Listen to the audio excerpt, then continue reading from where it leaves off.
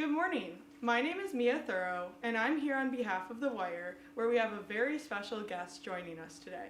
Marquette University President, Kimo Ah Yun. How are you doing today? I'm doing very well. Thank you for having me, Mia. Thank you for joining us. We're so excited to have us Good. here. You're originally from California, which is pretty far from here. Correct. How did you get to Marquette? And now that you've been here for a while, what do you like most about it? Yeah, I was living in California. I wasn't looking to leave, and a search firm called me and said they wanted to talk to me about a job. And the first time they called me, I said, I live in California, Marquette's in Milwaukee. Until you can change that, I'm okay. Hung up the phone.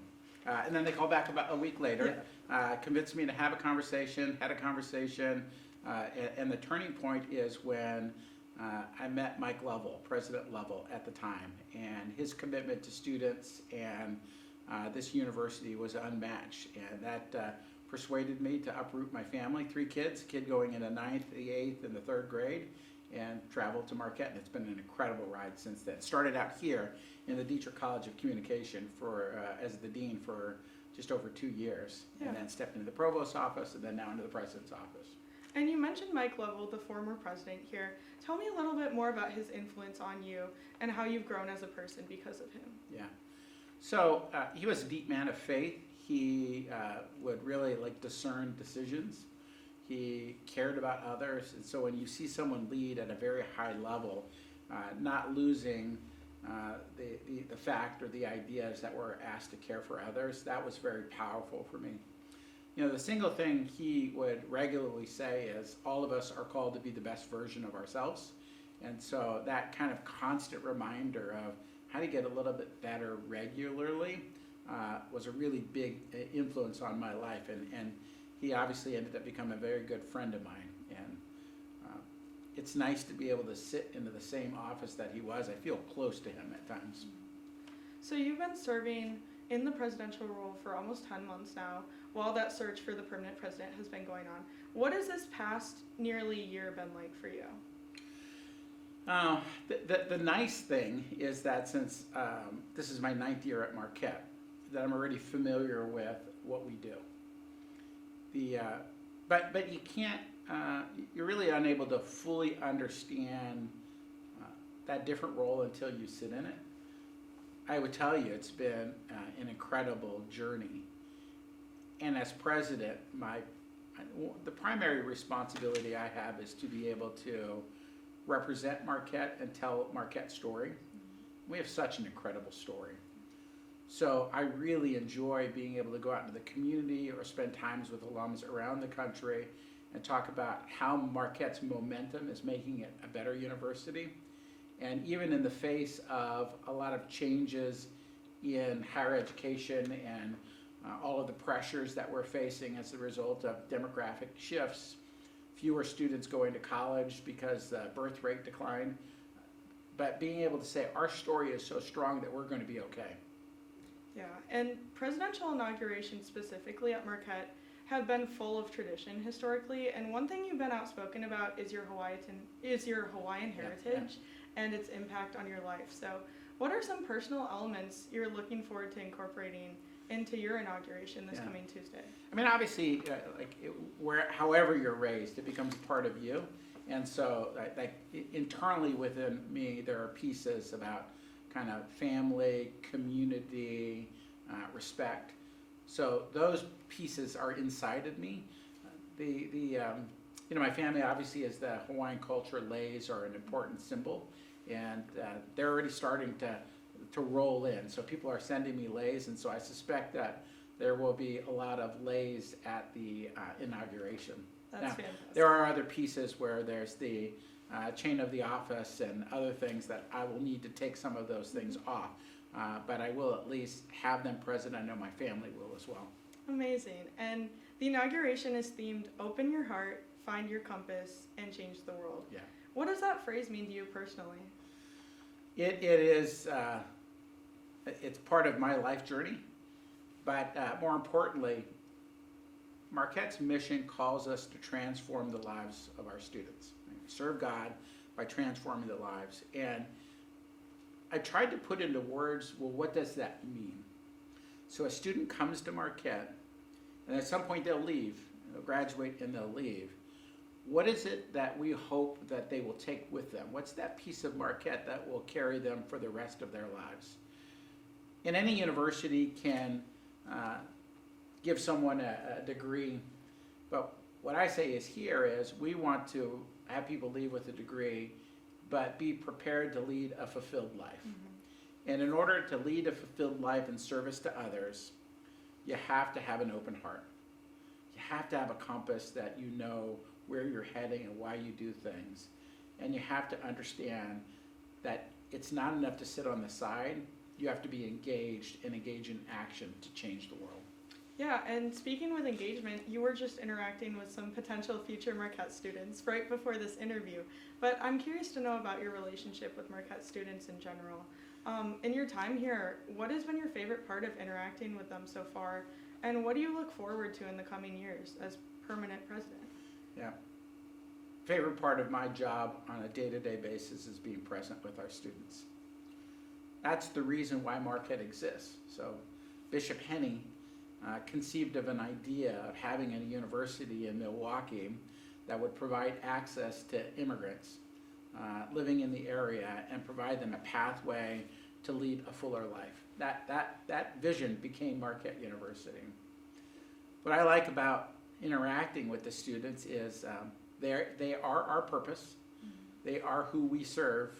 And Marquette draws a certain type of student. And in my inauguration speech, I've been thinking about it, and I have the opportunity to read some of the applications and the letters that our students read. So I asked the Vice President of Enrollment to forward them. I'm just going to share like a handful of, here are examples of students who have deposited and will be at Marquette University. Mm-hmm.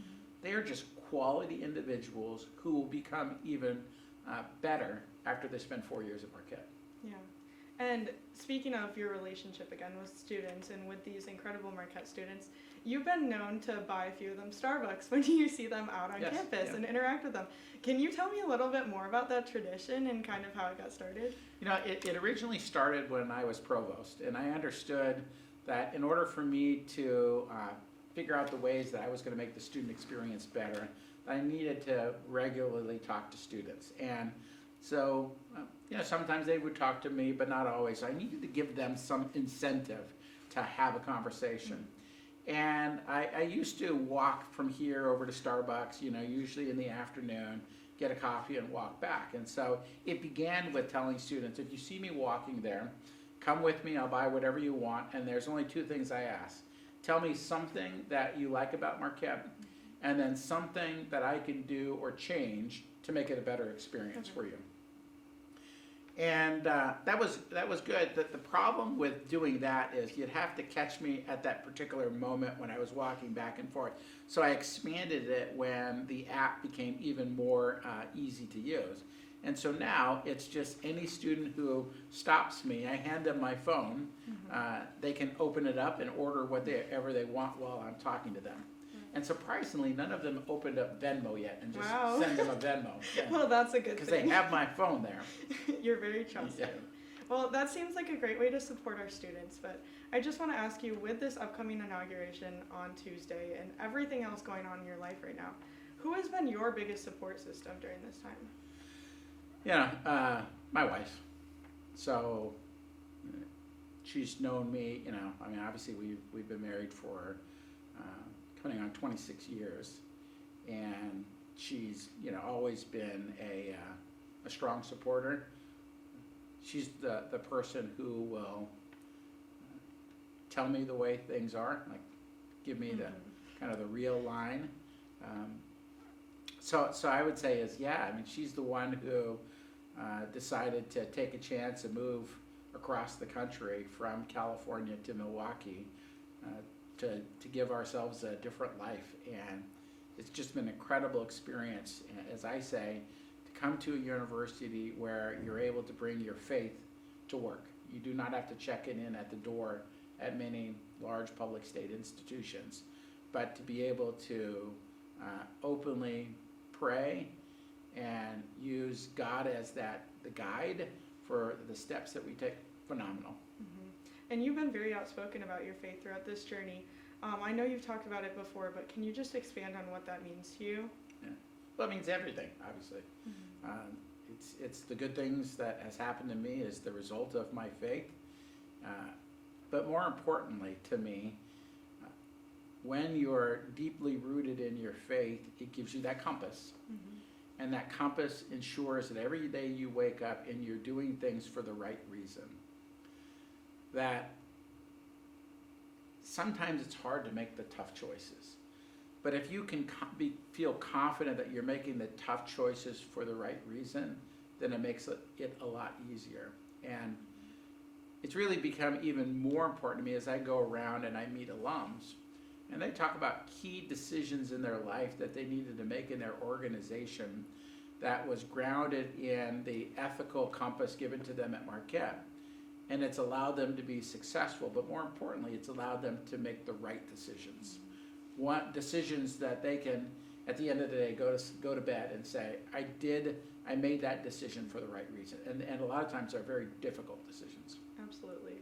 And to kind of just wrap everything up, as you reflect on your journey at Marquette, you're almost 10 years here so far, and as you prepare to be sworn in as the president on Tuesday, what do you want the Marquette community to know about you, not as the president, not as the leader, but as Kimo Ah Yun, the person? Yeah. That I deeply care about our students, and I deeply care that we take the resources that we have available and provide the best possible experience for them. That will always be the centerpiece of what I do and who I am. I regularly share the story. I'm a first-generation college student. And I grew up with many people who did not graduate from high school, did not go to college. A good education changes the trajectory of your life, but then it also changes the trajectory of the lives of your children as well. Absolutely. So I have 2 of my 3 children will be graduating from college just in a handful of weeks. My youngest will be a student at Marquette in the fall. My oldest will be going on to a master's degree. My middle is likely to go off to get a law degree. And everything we know about life is a college degree makes the world easier. It doesn't solve everything, but it opens more doors. And that's what I appreciate about a Marquette education. It opens the doors, and it opens in a way that it makes it better for you. Absolutely. Well, thank you once again for joining us this morning. Do you have anything else you'd like to add before we finish? I'm looking forward to inauguration. The way I've described it to some people is it's actually kind of like a wedding. So when you think about your life, yeah, there are different groups. I have friends that I grew up with, that I went to high school, that I went to undergraduate, my master's program, my PhD program, provosts and presidents I work with from around the country, all of my work friends at Marquette, many of the students that I know at Marquette, and there's no reason for all of those people to be together in the same place, except maybe at your wedding. This is like a second wedding for me. It's going to be able to bring together people across my whole life that never ever would meet with one another, but they're my favorite people all in the same room. That's what I'm most excited about. Awesome. Well, thank you again. We appreciate you so much, and we wish you all the best on your upcoming inauguration. Thank you. Thank you for being here. Absolutely. And thank you all for watching. On behalf of The Wire, I'm Mia Thoreau.